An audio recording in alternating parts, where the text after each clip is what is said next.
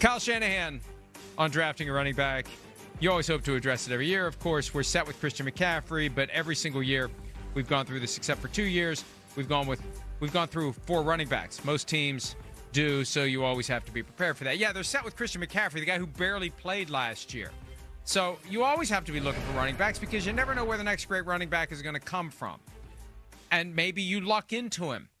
And if you don't keep him, you can flip him and you can trade him like they did with Jordan Mason. Right. So you always have to. And the guy who is the master of coming up with great running attacks in his offense, part of it is they're doing a good job drafting and developing running backs. They are, right? And it starts with picking the right guy. So if you've got a nose for it, then use that nose and sniff out a good running back that you add to your team who becomes part of this revolving door. It still is odd in hindsight that they made that move for Christian McCaffrey because it's the antithesis of the Shanahan offense to have a workhorse running back, but it's Christian McCaffrey. I think that's it. That's right. It's Christian McCaffrey. You just wonder how many good years he has left after last season. I hear you there. That's definitely got to be a concern, right? I mean, again, it's running back. It's a tough position as it is.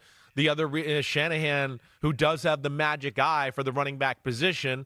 But the other thing is like, as we know, as everybody on their team, and especially running backs, there is no nonsense running in San Francisco. If you don't run through the hole like a kamikaze, you will be on the bench. And therefore, it leads to injuries and people getting beat up a little that way. That's what they expect. That's the Shanahan way, certainly. But you're right, the McCaffrey thing, the 49ers, the whole team. I mean, we're going to sit here and do draft needs. You can go, well, I can pick out 5 positions right now. They're decimated. Go. Right? Go. All right. So the first one, I mean, to me, the biggest things and the number one thing is D-line. D-line is where the 49ers started. Eric Armstead, DeForest Buckner, Nick Bosa. I mean, that's who they had in the first Chiefs Super Bowl. It's kind of incredible when you think about that group there. So, not D Ford, he might have been the next year. Actually, I think D Ford was there on that team. He left the Chiefs and went there and then lost the Super Bowl. So, right after he jumped offside in the AFC Championship. Right. So, I look at D-line as being the biggest thing. That's where they're different. Their defensive tackle position is nowhere near elite right now. The other defensive end, Yetur Gross-Matos, hey, good player, but there's a reason Carolina, who drafted him in the second round, and he's not there anymore, and he's in San Francisco. Good player, but I don't know if you're like, hey, we want him to be our starting defense end for the next 5 years. So D-line, I think, is the first place I look for the 49ers that they have to address in the early rounds of the draft.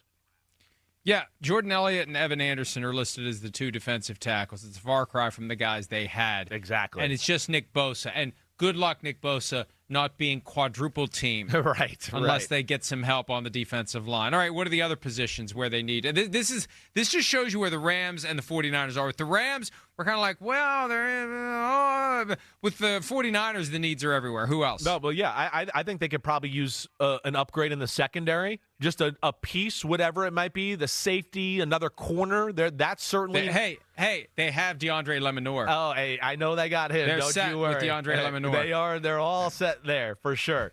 But either outside corner.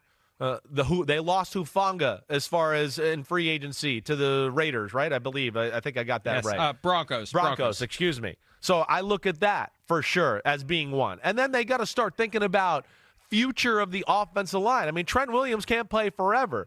The offensive line certainly doesn't have a lot of household names on it either. So you look at that group there and go, that has to be addressed. With maybe thinking about receiver, too, and adding to that because Brandon Ayuk and his health and how he'll be ready, all of that. So there's really a refresh just about at every position. You could look at the 49ers and go, they could use somebody here. Yeah, it's just amazing. It's amazing. It's one of the best rosters in football, right? Right. This team. Right. And I think of the Cam Inman tweet as the roster was being dismantled last month.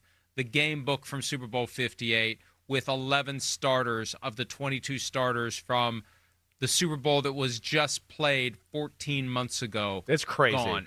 And then Kyle Juszczyk came back. Yeah. So they ended up with 10 starters gone but they from that got game. A George Kittle replacement. That's got to start being at the forefront of your thought here. He can't play forever, even though he's playing at a high level.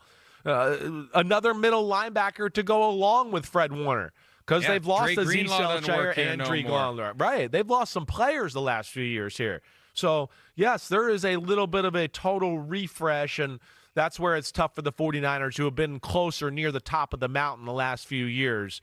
They're not going to – I don't envision them being there this year. I really don't. They got some work to do here. Hi, it's Mike Florio. Thanks for watching PFT on YouTube. Hit subscribe for the latest news and analysis from Pro Football Talk.